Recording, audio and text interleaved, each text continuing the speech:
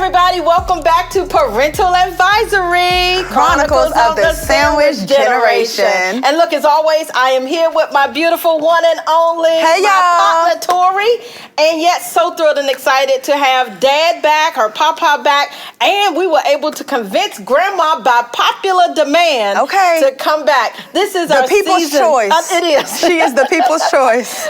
But this is our season finale, part 2. And we're ending it on a high note because we've been talking about all of our favorite topics. Family. Yes. And where me and Pop left off, we had just gotten him to Florida, and he was talking about the ways that he's been going back home to visit the boys, to visit the rest of his grandkids, and how he's keeping the family energy alive, and how important it is for us to keep those the traditions that we've kept, the family reunions, the Sunday dinners, the love, the support that we have for all of our activities. They've been able to stay integral parts of the family, even though they're here in Florida now.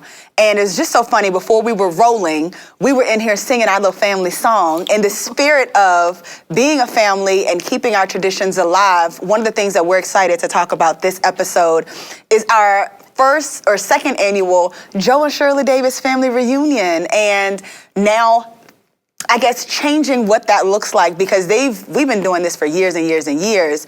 Even to the generation before them, family reunions has been a staple in our family lineage. But now we have our own. We do. That's exciting.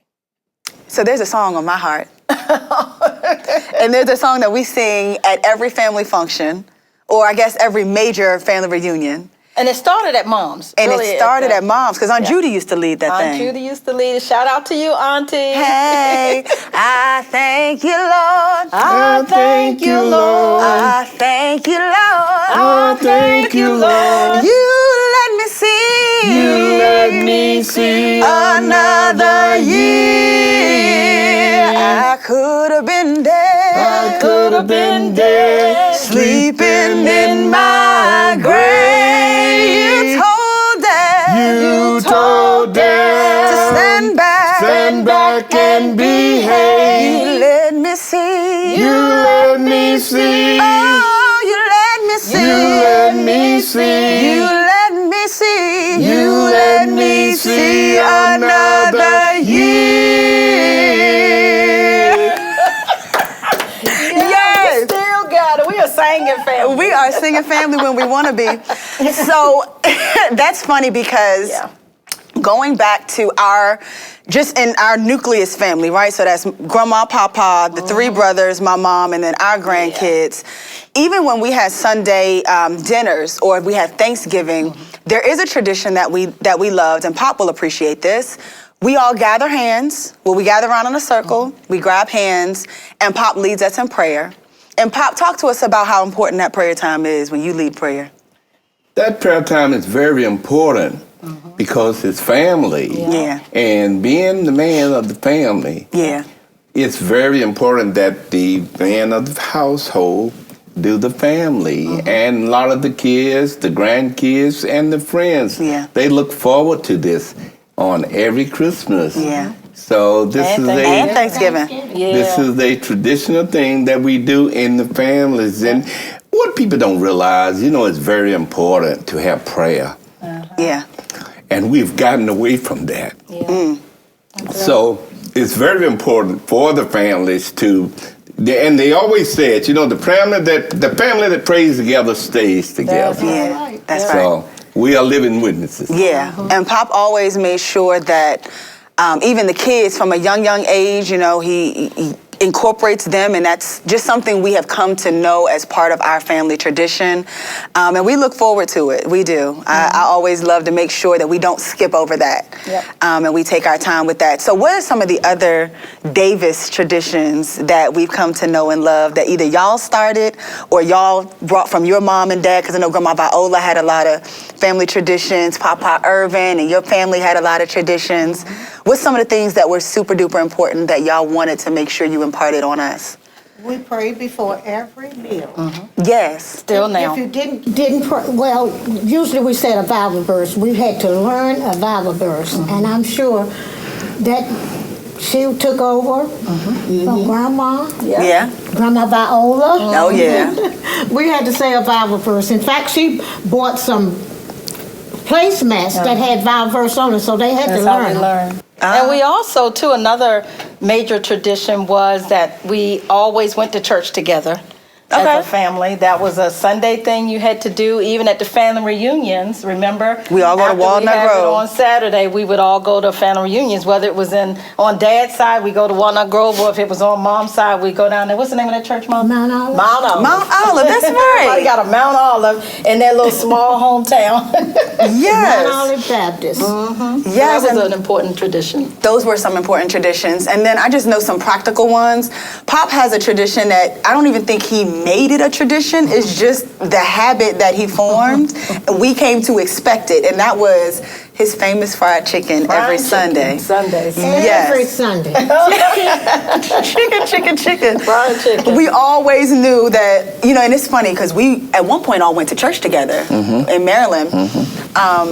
And that was after we had moved from Richmond to Maryland. Because once upon a time, we didn't always live in the same state. That's right. And so there was a lot of effort, I think, on my mom's end to make sure that even though I didn't see my grandparents as often as some of my other cousins did, when we got together, it was always quality. But I really loved when I moved to Maryland, because not only did I get to see my cousins all the time, I got to really, really grow up with y'all. I had those integral years, and I came to expect every Sunday to go outside and help Papa fry that chicken. And he has a certain way that he does it.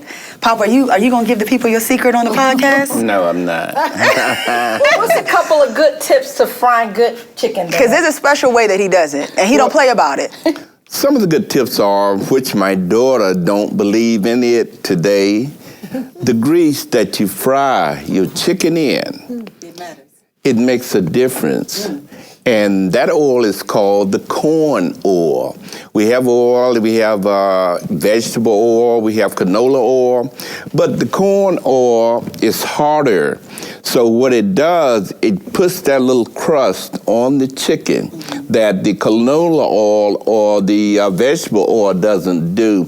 My daughter, like I said, she said, "Oh, Dad, it all tastes different," but it really Tastes does. good to me either way. Yeah, Corn so oil, it does. It makes, what's the olive yes. oil? Blessed It all oil. tastes good. It makes a Because it's difference. fried by my dad. Yes. It all Yes. tastes good. But I love another tradition that we have too. Remember Family and Friends Day? Yeah, When y'all were up there in the DMV, because they had so much yeah. land, like every graduation, every wedding, every reception, every birthday, and just because. They love to entertain. And that was a big part of even this transition was, how are we going to now entertain since we're now the ones that are removed from the DMV? Girl, that the didn't folk stop followed nothing. us. I was going to say, you would think that a relocation would thwart the need to get together or the ability to get together. But where there is a will, There's a way. there is a way. And I guess talk us through how you were able to get the first annual Joe and Shirley Davis family reunion together. Remember in a couple episodes we were talking about how, Dad wasn't at first bought in. Even my nephews and nieces and my daughter, all of them were really kind of opposed to it because they felt like, they were being uprooted and all the memories and how much sentiment was left there. But at the same time, they finally got a chance to grasp the reality that Mom and Dad need to now live on the savings that they have. They need to live their best life, and being here in a DMV is not going to allow them to do as much of that. So when we decided for them to move here, we decided to also invite the entire family that first year here before Mom and Dad ever moved. It was the summer of 2022. Okay. And we decided to just have all of them come and spy out the land, so to speak. Okay. And in July of 2022, or maybe it's 2023. No, Anyway, no. 2022. 22. Yeah. So we had all of them come before Mom and Dad ever moved here in July. But Dad had just put the house up on the market for sale, and then they all came. And once the grandkids, my nieces and nephews came, we had a ball. We had a great time. They got a chance to see what Mom and Dad were leaving, but also what they were moving to. And So that was they felt 23. like- That had to be 23. They hadn't moved here. Was it last year? No. Last year was 24. This is 2025. That's, oh my gosh, y'all. That's right. We are now in the new year. So you're right. So it's 23. 23, they came in and we did it again in 24. Yeah. You're exactly right. And so they got a chance to really see where mom and dad were going to be living, that it was an upgrade for them, and that the weather was beautiful, and there was so much space and room here for them to grow.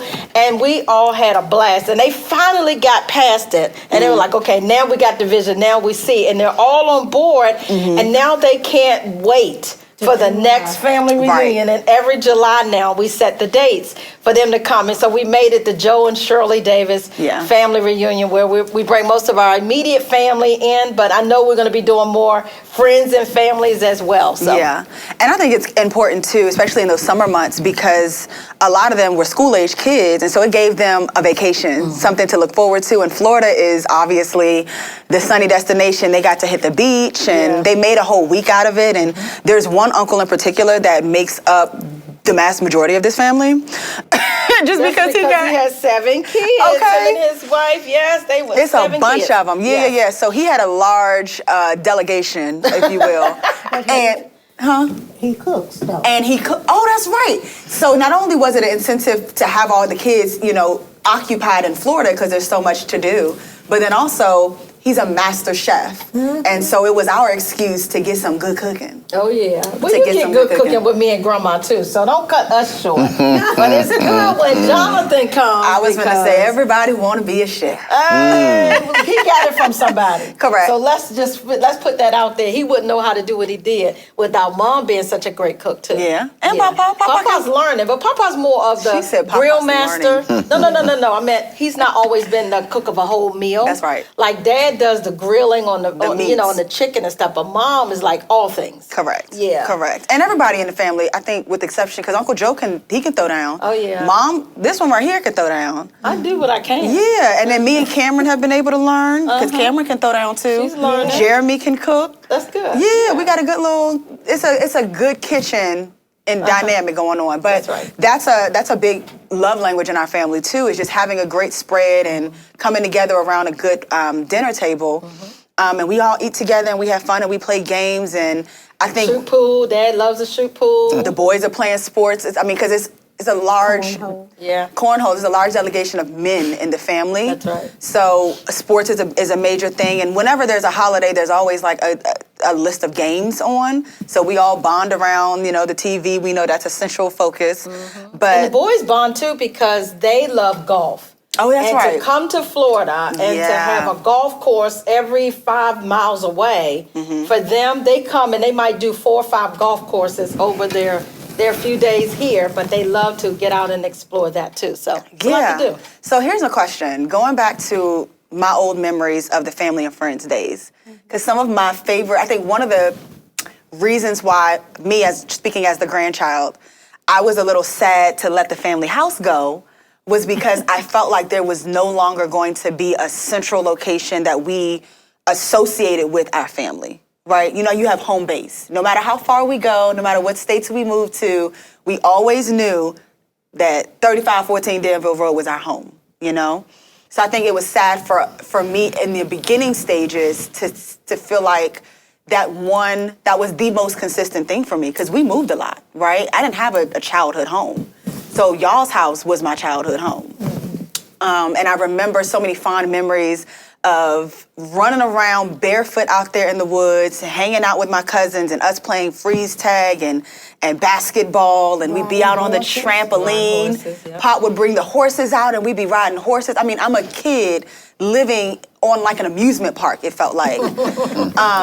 And it was we had cousins and everybody had kids. It was just like, and they would bring out a DJ and people would be line dancing until 2 and 3 a.m. People would just be out having the time of their lives. Yeah, how did family and friends come to be? Well, we had a lot of friends, so we always invited. We had one every year, and I did all the cooking most of the time for all of these people. And we've had probably 300 people in our yard at one time, and we didn't ask anybody to bring anything. Just come and enjoy. Because my husband would always put a pig on the grill. Cook a whole pig. A pig picking. So they could do pig picking and I supplied the rest of the food. How many years did y'all do Family and Friends out Oh there? my goodness. Basically, every year that we lived out there, to be honest with you, you know, it was like a traditional thing that we just automatically did. And, you know, we had so many families and friends that we knew and what have you. And everybody, after they came to the first one, everybody started talking about it. Well, when are we going to have the Family and Friends Day? So actually what they did, they looked forward to that. Yeah. So it really become a traditional thing. Yeah. And I just wonder, is that something was that a consideration? Was being the house that entertained and being... Yes, it was. Okay. You know, it was. The property around, and, you know, a lot of people didn't have, you know, the property around wherein they could get out and entertain. And when they came out there, they was really in Hog 7. Yeah, Hog 7, And literally. I think, too, we also, because we had done it for so long, as I was talking about in our last episode, my parents were also getting older. And I think they were aging out of hosting and cooking and cleaning up after so many people. So we're like, okay, that season was wonderful, but that season now is shifting and changing. Yeah, and typically in the Black culture, that's something that you pass down the generation, right? I guess it passed on to me. Hey. I guess it passed on to me. But no, I will say this. I think our family, just the nucleus of us, if I remember correctly, we took turns for Christmas at least. Did. And Going we to each other's hosted at house. each other's houses. So that way it never felt like it was one person's responsibility every year. That's right. Because our family was growing pretty quickly. I mean, folks was having kids, and so it did, you know, get bigger. But I love the fact that, you know, there was sometimes it was at Uncle John's house, sometimes it was at our house, sometimes it was at Grandma and Papa's. And so I think it wasn't so foreign of a concept to now bring the folks down here in the summertime to do something as a family. Yeah, and I think that's what made me, Brian, and Joey feel a little bit better. I'm sitting here putting their business out, but we all were a little, you know, we had question marks, and that's okay to have as a family when things change. So I don't want to skirt away from the fact that we were just like, wow, this is big. But I loved how our first 2 family reunions turned out. Another opportunity that I think we took, and Pop, this will be exciting for you, talk to us about your very first birthday party. Oh, don't even mention that. So we surprised the man who knows it all, the man who sees the future, the man who is the hardest to pull something over on. My mom was able to pull off the party of a century, honestly. And it was his first birthday party ever. And I guess speak to why it was his first birthday party. It was because Dad's birthday is in February, and they were living in Maryland, and so it's usually very cold. That's the heart and the depth of winter cold. Icy storms. Ice, snow, and it just, you know, winter. And so most people were not available, not coming out, or didn't want to fly, and that kind of thing. And then you don't want to have that many people. Their house wasn't as big as the land that they had around it, so you couldn't be outside. Correct. So that was the big part of it. So Dad was 79 years old and never had a surprise birthday party. And so while they were still here snowbirding, that was, in 2022. Yeah. So that was kind of one of those things. I think, Dad, it probably put you over the edge, too, to say, okay, look, he said every February I'm going to be down here celebrating my birthday. Because people can come. People came from all around the country to surprise him. He had no idea, but I had people flying in, hiding, and living in different Airbnbs and in different places, and they came in and surprised him. That was amazing. Tell Dad how you felt about that. Yeah, Pop. Well, I was going to say, it was super duper fun for me because Papa and I have a very special relationship, and so it felt good to see. I didn't know right away that he had never had a birthday party, and we are party people. Yeah. We love to celebrate occasions. Birthdays are like national holidays for us. That's right. So my mom and I had a great time just thinking of the ways that we could top the next idea. And she had a bag of surprises already, so we planned that thing out. The boys were on board, and I think the grandkids that was still in the first years of them coming to Tampa and getting acquainted with it. So to have, that was the first surprise party of the family, to be honest with you, because nobody else has done us a big surprise party. So all of us got on board, and I think the excitement of us hiding out in the back. I remember Pop coming in. Was he blindfolded? Blindfolded. Yeah. Pop was blindfolded. I'm on camera duty. Mom is on, like, she's on lookout, and we had other people playing their roles. Photographer. Nas was there. Yeah, but I had my little video clips too, getting it for the family thing too. And just to watch his expression in real time, it was one of those moments that you just grab out of the air and you just, like, it's imprinted on your mind. I can see his face.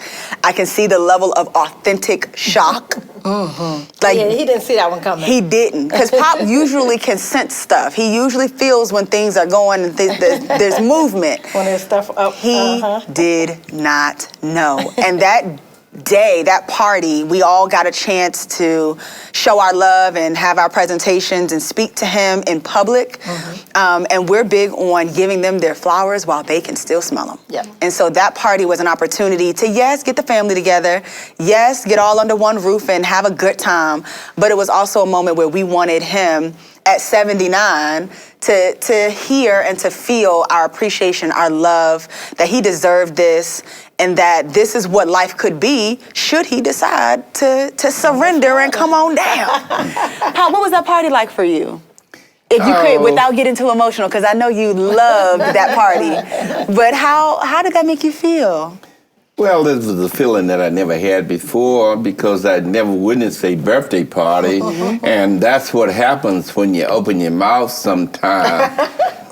Be careful what you ask for. Around certain people, because I was sitting talking to someone else, and you know my daughter, she overheard the conversation. Oh, I didn't know that. That I'd never had a birthday party. Yep. I didn't know that you were eavesdropping. Yeah. I was talking to someone else, so that went over my head. Wanted me to hear it, though. No, I really didn't. I never didn't even think about it, but it let me know that my daughter, while I'm talking, even though I'm not talking to her, she be listening. So I have to be very careful with that, even now. Yes. You know, because she do keep her ears open. Yeah. But it was a beautiful time. It was a beautiful time.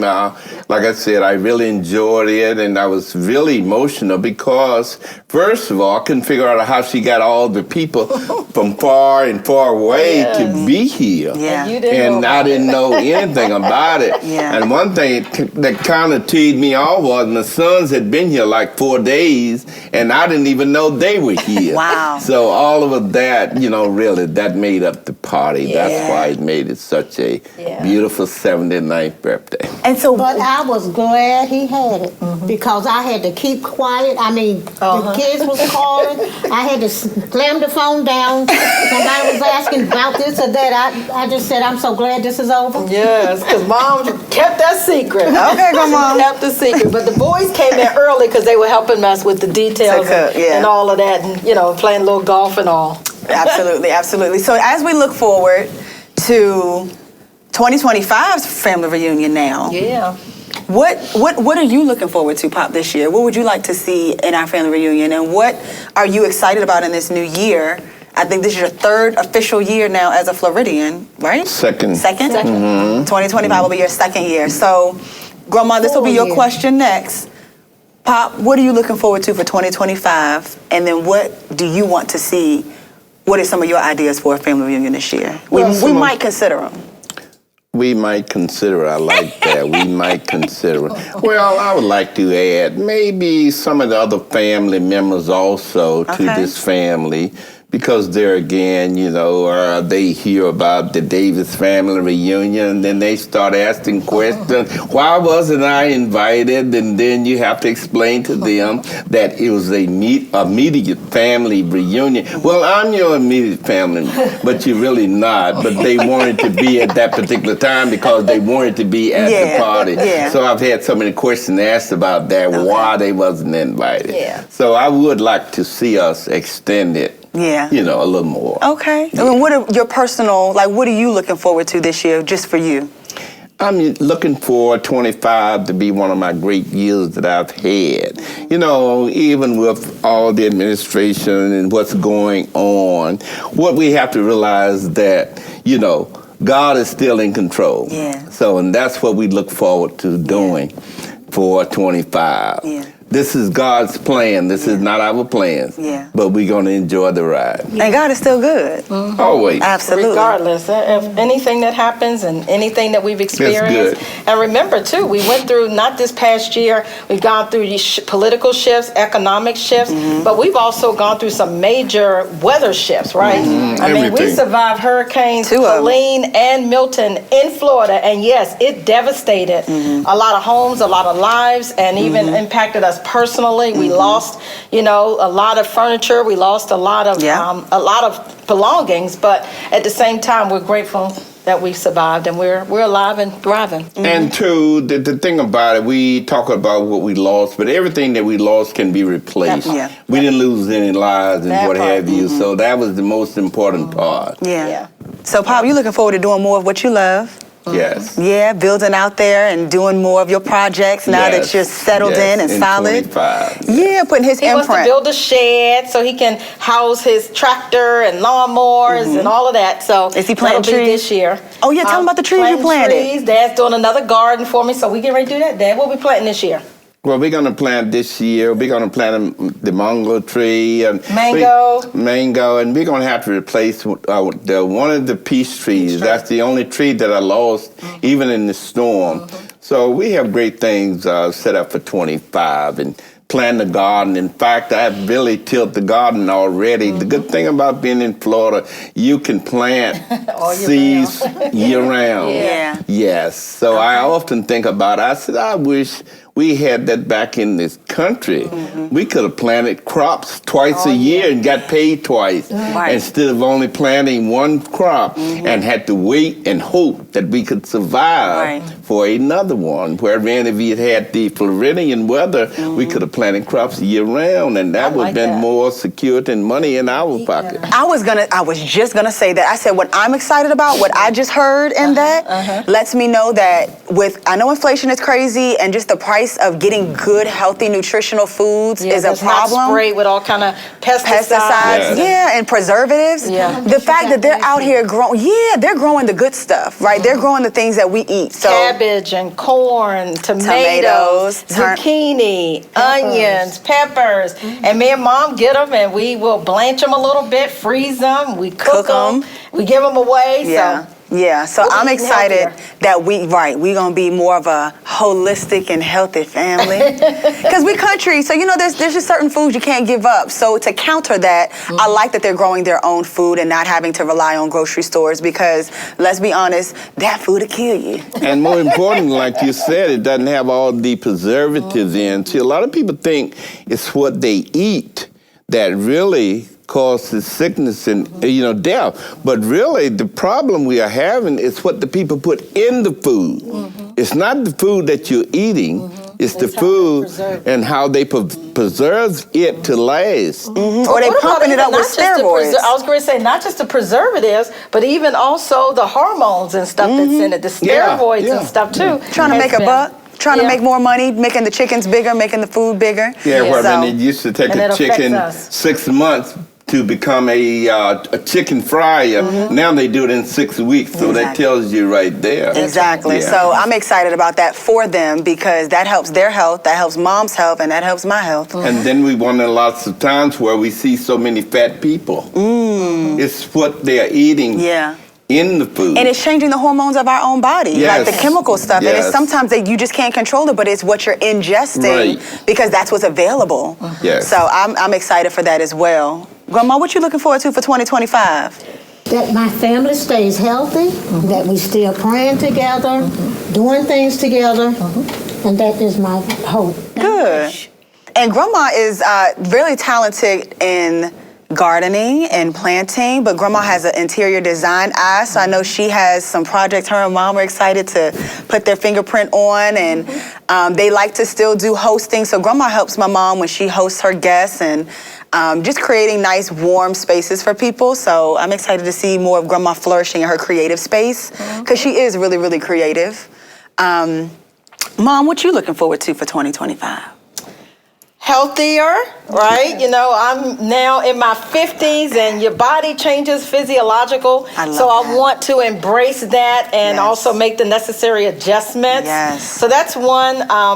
I also want to be more intentional and more selective about who, where, and how I get things done, where I get things done, who I get things done with. I think that's very important to my own peace of mind and to my own good health. And I'm not going to do as much as I have others do with me and for me. So I'm going to do better at delegating and be more strategic about the things. I love what I do. I'm so passionate about it that I'll do it myself. But I also have gotten better, and I'll get even better this year at helping to select things that I do, and then the rest of it, I'm willing to give it on to someone else. Yes. Or to just wait it out. So I think that is one of the sometimes the understated blessings of having Grandma and Papa here, is because I think they have helped her take stuff off her plate. I think they've helped her slow down in some ways. They've helped, Papa was, I got this, babe, I can take care of it. And I love the fact that she has some level of support, because my mom is, again, a do-it-yourself, but that's also because she's done it herself for so long. So I love that they're here. And for me, looking at the sandwich generation, that helps, because I can do what I can, but I love that they're here to kind of keep that energy, and all of us on the same page. We're trying to preserve and protect this one right here. So, what about you? What are you looking forward to in 2025? I am looking forward Keeping to. hope alive. What he say? He said, keeping hope alive. Keeping hope alive. No, I'm really excited. I think last year I did a lot of stillness, reflecting. God did a lot internally for me, and I think I'm just excited now to see the seeds that were planted start to bloom and start to flourish. And I'm excited that a lot of maybe dreams that may have been delayed or deferred are in fertile ground now, and so they'll really have an opportunity to shine. And Mom is actually keeping her foot in my back to acquire some assets, and we're going to do some ownership. Buy your first home. So we're going to be doing some ownership things and wealth building, and I'm excited for that journey, because that has sometimes felt daunting, especially in 2024 as a millennial in this climate and in this socioeconomic situation that we're living in. But I think we're going to make that an episode. We're going to talk a bit about how we've been able to build generational wealth and continuing that and helping her even while she feels like she's on a cliff and I'm pushing her off. How I've got all of the bungee cords and I got all the materials to help her to do it, to jump and grow her wings on the way down and be okay and safe on her landing. Yeah, to jump and grow my wings. And there's a lot of projects even personally that I want to be able to do. So I'm excited just for what the potential of 2025 is. And I think I spent a lot of 2024 getting the tools. And I said, God gave me the opportunity to just get my tools along the way, get my tool belt together. So 2025, we're ready to climb. We're ready to go. We're ready to go. I love it. So as we wrap up, y'all, the season finale, thank y'all for joining us for this season. And I don't know if y'all joined us on episode 1 or if you're just kind of jumping on the bandwagon. We're glad that you're here. And we hope that you enjoyed this season. Mom and I had a blast shooting it. We did. We had a blast sharing a little bit of our lives, and we can't wait to kind of delve into more topics next season. So if you haven't already, join the Parental Advisory family. You can subscribe to our YouTube channel. We have Instagram. I don't know if TikTok's going to exist by the time this comes out, but if it doesn't, we'll find another way to stay connected. But join us on Facebook.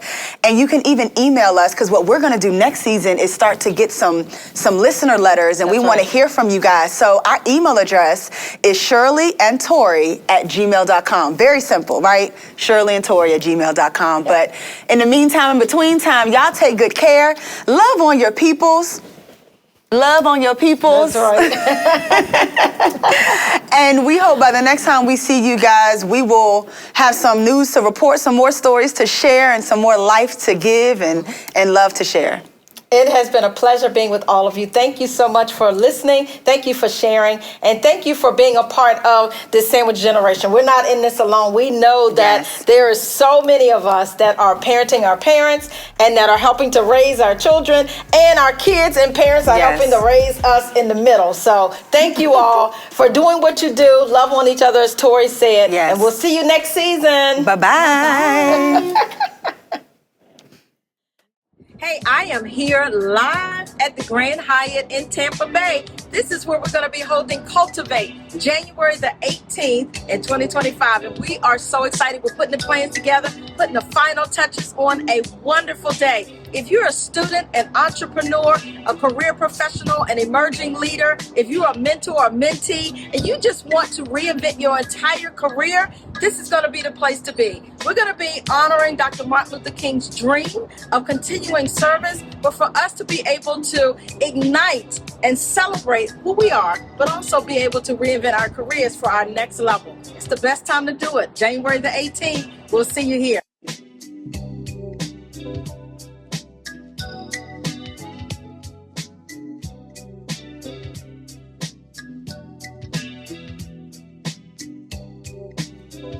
Register today at the link below.